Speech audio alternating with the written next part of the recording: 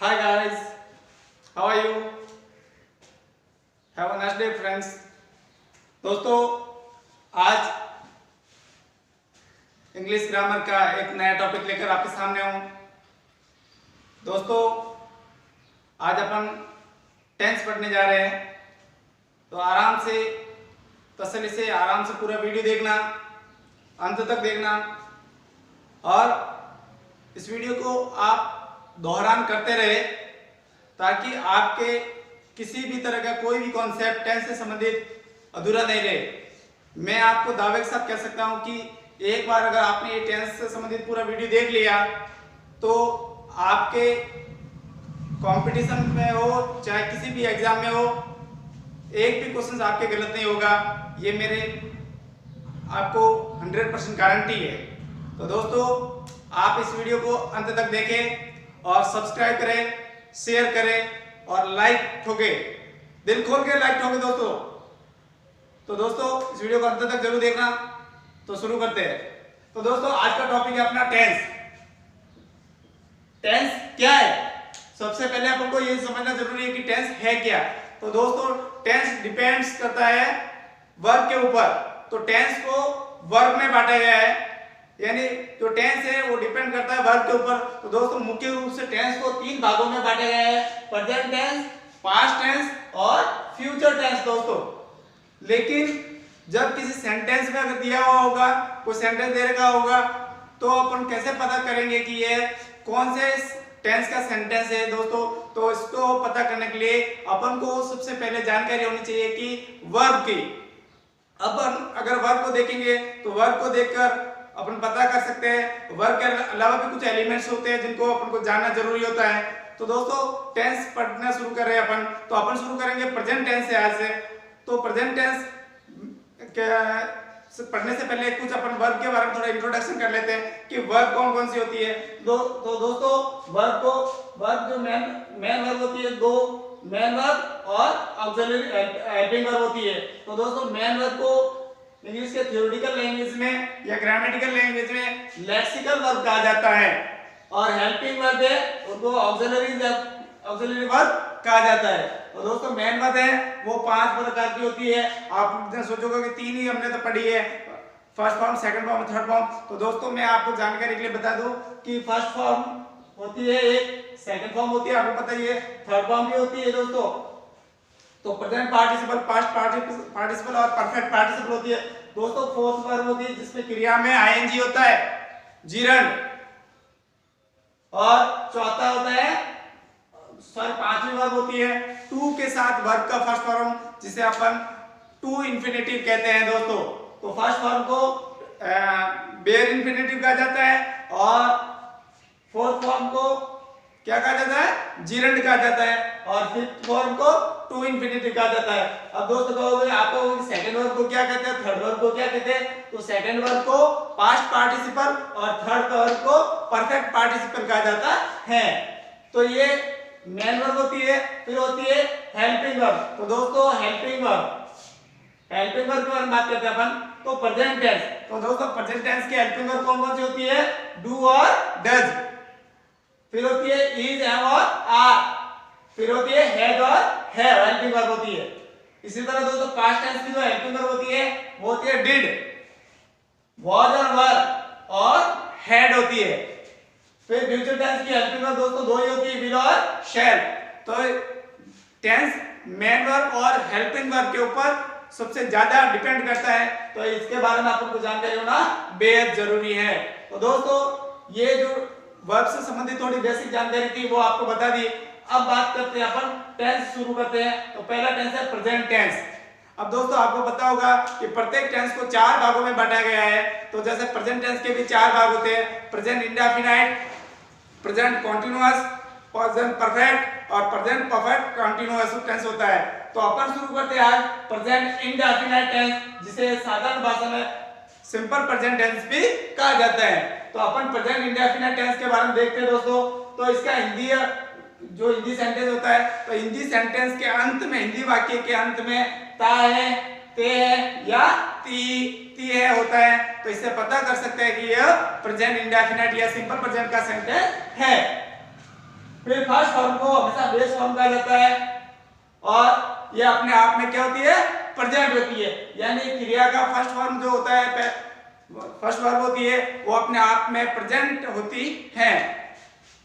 फिर दोस्तों देखते हैं प्रेजेंट टेंस के बारे में देखते हैं। तो प्रेजेंट टेंस, प्रेजेंट इंडेफिनिट में, तो प्रेजेंट इंडेफिनिट में सिंगुलर सब्जेक्ट होता है तो उसके वर्ब के साथ एस या ईएस लगता है। यानी जो क्रिया होगी एक वचन कर्ता के साथ क्रिया में एस या ईएस लगता है। और अगर वहां पर बहुवचन सब्जेक्ट है, प्लूरल सब्जेक्ट है, बहुवचन करता है तो उसके साथ वर्ब में एस या ईएस नहीं लगता है। तो अब कुछ स्ट्रक्चर होते हैं कि सेंटेंस कैसे बनता है। तो प्रेजेंट इंडेफिनिट में सब्जेक्ट के साथ वर्ब का फर्स्ट फॉर्म होता है और अगर सिंगुलर सब्जेक्ट है तो वर्ब में एस या ईएस लगेगा और प्लूरल सब्जेक्ट है तो वर्ब का फर्स्ट फॉर्म ही रहेगा। उसके साथ ऑब्जेक्ट हो सकता है, नहीं भी हो सकता है, ये वो सब्जेक्ट के नेचर पे डिपेंड, सेंटेंस के नेचर पे डिपेंड करता है। फिर एलिमेंट होता है एडवर्ब। एडवर्ब हो सकता है, नहीं हो सकता है, वो सेंटेंस के नेचर पे निर्भर करेगा। तो ये स्ट्रक्चर होता है अफर्मेटिव या पॉजिटिव सेंटेंस होते हैं उनका स्ट्रक्चर है। फिर नेगेटिव में हेल्पिंग वर्ब आगे आएगी, इंट्रोगेटिव हेल्पिंग वर्ब का प्रयोग होगा। तो सिंगुलर सब्जेक्ट है तो डज हेल्पिंग वर्ब आएगी और वर्ब में एस ईएस नहीं आएगा। और अगर प्लूरल सब्जेक्ट है तो डू हेल्पिंग वर्ब आएगी और वर्ब का फर्स्ट फॉर्म आएगा। तो ये नेगेटिव और इंट्रोगेटिव सेंटेंस का स्ट्रक्चर होता है। फिर प्रेजेंट इंडेफिनिट सबसे महत्वपूर्ण चीज ये होती है कि जो परीक्षा में आते हैं, परीक्षा में स्ट्रक्चर से संबंधित बहुत कम जानकारी पूछी जाती है। परीक्षा में अपन से खाली जगह या ऑब्जेक्ट टाइप दे रखे होते हैं तो उसमें जो वर्ब है वो वर्ब भरनी होती है। उस वर्ब को भरने के लिए, पता करने के लिए कि सेंटेंस में कौन सा टेंस पता करना पड़ेगा, तो वो पता करने के लिए सेंटेंस के अंदर कुछ एडवर्ब्स दिए हुए होते हैं। तो एडवर्ब से पता करना होता है कि इस सेंटेंस में कौन सा टेंस आएगा। तो दोस्तों सबसे ज्यादा महत्वपूर्ण रोल अदा करती है ये जो एडवर्ब, जिसे हम हिंदी में क्रिया विशेषण कहते हैं। तो ये जो एडवर्ब्स है तो इन एडवर्ब्स को दोस्तों आपको रट लेना है। दोस्तों ये सबसे महत्वपूर्ण चीज होने वाली है। तो प्रेजेंट इंडेफिनिट में यूज होने वाली कुछ एडवर्ब्स, महत्वपूर्ण एडवर्ब्स है। तो ऑलवेज, ऑफन, डेली, ये दोस्तों आप नोट कर लीजिए, अपनी नोटबुक के अंदर नोट कर लीजिए और इनको रट लीजिए कि प्रेजेंट इंडेफिनिट में यूज होने वाली भी एडवर्ब कौन कौन सी है। तो always, often, daily, regularly, seldom, never, generally, frequently, occasionally, rarely, hardly, scarcely। दोस्तों नोट करते रहिए और अगर नोट नहीं करे तो आप इन का स्क्रीनशॉट भी ले सकते हैं। इन द मॉर्निंग या in the evening, every day, every week, every month, every year, each day, each week, each month, each year, ये सारी एडवर्ब्स है प्रेजेंट इंडेफिनिट में यूज होने वाली। फिर दोस्तों देखिए ऑन संडेज, यानी जैसे संडे का बहुवचन टाइप दिख रहा संडेज, यानी on Sundays, on Mondays, on Tuesdays, on Wednesday's, on Thursdays, on Fridays, on Saturdays. इस तरह से बहुवचन के रूप में जैसे दिखाई देता है, यानी किसी भी सप्ताह के किसी भी नाम के पीछे अगर एस लगा है तो वो प्रेजेंट इंडेफिनिट का होता है। फिर once a week, once a day, once a week, once a year, twice a day, twice a week, twice a month, twice a year। इस तरह से जो ये जो महत्वपूर्ण एडवर्ब थी जो प्रेजेंट इंडेफिनिट में प्रयोग की जाती है, तो दोस्तों ये महत्वपूर्ण चीजें है। यानी प्रेजेंट इंडेफिनिट का सबसे महत्वपूर्ण पार्ट होता है वो क्या होता है, एडवर्ब का होता है दोस्तों। तो ये एडवर्ब आप रख लीजिए क्योंकि सारे टेंस निर्भर करते हैं एडवर्ब के ऊपर। क्योंकि अपन ने इतने टाइम जब भी जहां पर भी अपन ने पढ़ा है तो अपन ने सिर्फ क्या पढ़ा है, subject plus verb plus object और एडवर्ब भी पढ़ा है। लेकिन दोस्तों अपन को टेंस पढ़ने के लिए एडवर्ब की जानकारी होना बेहद ही जरूरी है। आज का ये वीडियो बहुत महत्वपूर्ण होने वाला है और बहुत रोचकपूर्ण होने वाला है। दोस्तों इस वीडियो को देखते रहिए और लाइक करते रहिए, सब्सक्राइब करते रहिए।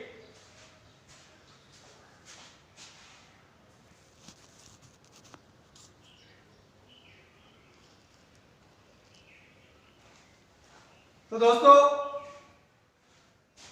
अब आगे देखते हैं कुछ और महत्वपूर्ण चीजें जो प्रेजेंट इंडेफिनिट को डिपेंड करती है। तो कुछ परिस्थितियां होती है जिनमें हमेशा प्रेजेंट इंडेफिनिट टेंस का प्रयोग किया जाता है। तो कौन कौन सी परिस्थितियां होती है जहां पर प्रेजेंट इंडेफिनिट का प्रयोग किया जाता है? तो देखिए एक तो यूनिवर्सल ट्रूथ यानी सार्वभौमिक सत्य जिसको कोई भी झुठला नहीं सकता। तो देखिए सेंटेंस द सन खाली जगह राइज इन द ईस्ट। क्योंकि दोस्तों परीक्षा में इस टाइप से क्वेश्चन आएंगे आपको सारे रूल्स रखने नहीं है, क्योंकि मेरे जो पढ़ाने का जो तरीका है वो एग्जाम्पल टू रूल्स है, रूल्स टू एग्जाम्पल नहीं है। और आप लोग जब पढ़ते हैं तो क्या करते हैं, रूल्स टू एग्जाम चलते हैं। तो दोस्तों इंग्लिश को अगर आपको अच्छी तरह से समझना है, ग्रामर को अगर अच्छी तरह से समझना है, पढ़ना है, पकड़ करनी है, तो आप एग्जाम्पल टू रूल्स चलिए तो आपको ज्यादा आसानी रहेगी। क्योंकि विशेष रूप से हिंदी मीडियम के स्टूडेंट होते हैं वो रूल्स को ज्यादा रटते हैं। तो आपको रूल्स को रटना नहीं है, आपको रूल्स को रखना नहीं है, आपको एग्जाम्पल टू रूल चलना है। जब आप एग्जाम्पल सॉल्व करोगे तो आपके रूल्स अपना आप क्लियर होते जाएंगे। तो देखिए द सन खाली जगह राइज इन द ईस्ट, तो ये यूनिवर्सल ट्रूथ है क्योंकि सूर्य पूर्व में उगता था, उगता है और उगता रहेगा। तो यहाँ पर sun rises, the sun rises in the east, तो ये यूनिवर्सल ट्रूथ था। फिर कुछ जनरल ट्रूथ्स जिस सेंटेंस में होते हैं वहां प्रेजेंट इंडेफिनिट होगा। साइंटिफिक फैक्ट, इनके भी एग्जांपल आगे सॉल्व कराऊंगा, ध्यान रखना। जनरल ट्रूथ्स होते हैं, सामान्य सत्य होता है, वहां पर भी प्रेजेंट इंडेफिनिट होता है। फिर साइंटिफिक फैक्ट, कोई भी वैज्ञानिक तथ्य होंगे वहां पर भी प्रेजेंट इंडेफिनिट टेंस का प्रयोग किया जाएगा। फिर मैथमेटिकल फैक्ट, कुछ भी गणितीय तथ्य है तो वहां पर भी प्रेजेंट इंडेफिनिट टेंस का प्रयोग किया जाएगा। ज्योग्राफिकल फैक्ट, भौगोलिक तथ्य, माउंट एवरेस्ट दुनिया की सबसे ऊंची चोटी है, इसको कोई झुठला नहीं सकता क्योंकि यह भौगोलिक सत्य है। हैबिचुअल एक्टिविटीज, कई आदतन क्रिया है, उठते ही ब्रश करते हैं, ये आदत है, उठते ही चाय पीनी होती है, अपनी आदत है। तो कुछ जो दैनिक, फिर कुछ रूटीन एक्टिविटीज, दैनिक जो क्रिया होती है वो भी प्रेजेंट इंडेफिनिट में आती है। टाइम टेबल या कोई शेड्यूल, पहले से कोई निर्धारित कार्यक्रम होता है उस वहां पर भी प्रेजेंट इंडेफिनिट वर्ब का फर्स्ट फॉर्म या जो प्रेजेंट इंडेफिनिट होता है वो प्रयोग होगा। फिर न्यूज़पेपर की हेडलाइंस हमेशा प्रेजेंट इंडेफिनिट टेंस में लिखी जाती है। दोस्तों ध्यान रखना, आप अखबार जब पढ़ते हैं तो अखबार में भले ही पुरानी घटनाओं का जिक्र हो रहा हो या कल की जो बीती बात है, लेकिन वो भी प्रेजेंट इंडेफिनिट में आती है। फिर कमेंट्री, लाइव टेलीकास्ट, मैच हो रहा है, कमेंटर कमेंट्री कर रहा है, जैसे Dhoni hits the six, Dhoni ने छक्का मारा, लेकिन वहां पर जब कमेंट्री होगी तो वो प्रेजेंट इंडेफिनिट में होती है। और फिर दोस्तों इंपेरेटिव सेंटेंस, कुछ आदेशात्मक वाक्य होते हैं, वहां प्रेजेंट इंडेफिनिट होती है। तो एग्जांपल देखते हैं, ही खाली जगह come to see me every month. तो दोस्तों देखो ये एडवर्ब आ गया एवरी मंथ, तो जहां ये एडवर्ब है, एडवर्ब से अपन पता कर सकते हैं कि वो प्रेजेंट इंडेफिनिट का होगा। तो वहां क्या आएगा, कम्स, क्योंकि मैंने आपको पहले बता दिया कि एक वचनकर्ता के साथ क्रिया में एस या ईएस आएगा, तो यहाँ पर एस लग गया। तो he comes to see me every month, वह प्रत्येक महीने मुझे देखने के लिए आता है। माय फादर ऑलवेज, देखिए ऑलवेज एडवर्ब आ गई, टेक इन द मॉर्निंग, और ये भी डेली रूटीन का काम है, तो क्या आएगा, टेक्स। इन द अर्थ खाली जगह मूव, ब्रैकेट में दे रखा है राउंड द सन, पृथ्वी सूर्य के चारों तरफ चक्कर लगाती है, यह यूनिवर्सल ट्रूथ है। तो क्या आएगा, मूव्स। फिर टू एंड टू खाली जगह मेक, ब्रैकेट में दे रखा है 4, ये गणितीय तथ्य है, 2 और 2 4 होते हैं, इसको कोई झुठला नहीं सकता दोस्तों। तो क्या होगा, मेक आएगा क्योंकि ये बहुवचन आ रहा है, एंड से जुड़ रहा है। फिर माय फादर खाली जगह रिटायर नेक्स्ट मंथ, ये पूर्व नियोजित कार्यक्रम है, यानी रिटायर होना निश्चित है, तो वहां पर क्या आएगा, प्रेजेंट इंडेफिनिट। तो रिटायर्स, क्यों, माय फादर सिंगुलर।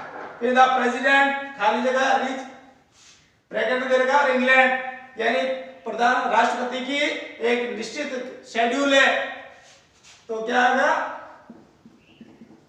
रिचेज। फिर धोनी हिट द बॉल, तो ये लाइव टेलीकास्ट का है, कमेंट्री का है, तो क्या होगा हीट्स। फिर वाटर खाली जगह कंटेन हाइड्रोजन एंड ऑक्सीजन, तो कंटेन्स।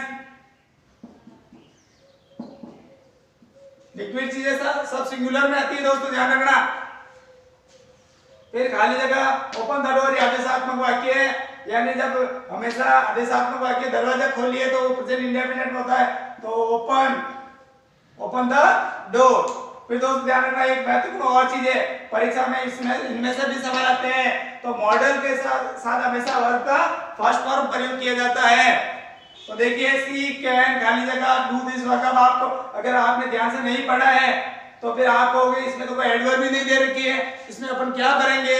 तो दोस्तों यहाँ पर ऑलरेडी मॉडल दे रखा है कैन, तो कैन के साथ प्रेजेंट इंडेफिनिट यानी क्रिया का फर्स्ट फॉर्म आएगा, तो सी कैन डू दिस वर्क। दोस्तों यहाँ सी है इसलिए आप यहाँ डज मत कर देना, क्योंकि मॉडल के साथ कोई ऐसी इस नहीं जुड़ता है।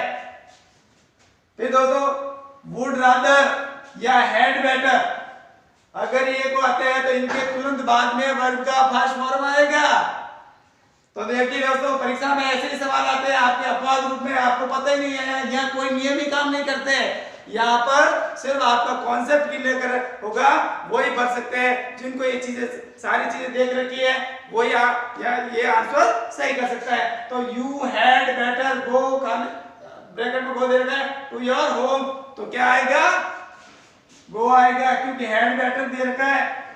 और यहाँ वुड रादर आ गया, तो आंख मूंद के लगा दीजिए, तो I would rather sell this land. तो इस तरह दोस्तों हैड बेटर और वुड रादर के साथ वर्ब का फर्स्ट फॉर्म आता है, इसी के साथ प्रेजेंट इंडेफिनिट टेंस कंप्लीट। तो दोस्तों आज का ये वीडियो आपको कैसा लगा, शेयर करें, सब्सक्राइब करें और लाइक करें। धन्यवाद, जय हिंद।